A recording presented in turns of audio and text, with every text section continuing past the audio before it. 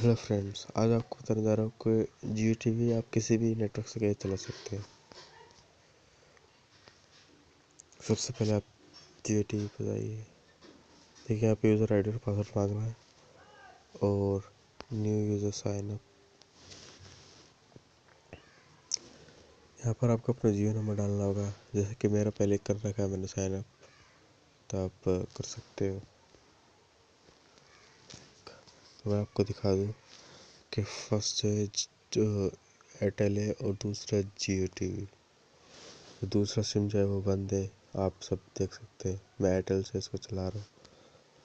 तो आपको यहाँ पे क्या करना है, अपना यूज़र आईडी डालना है।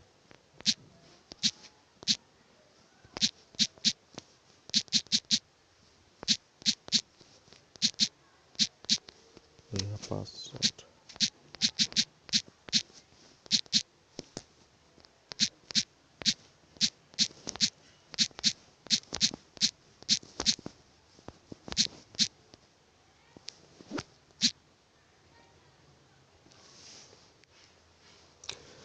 और आप देख सकते हैं फ्रेंड, अब आप इसको चला सकते हैं आराम से।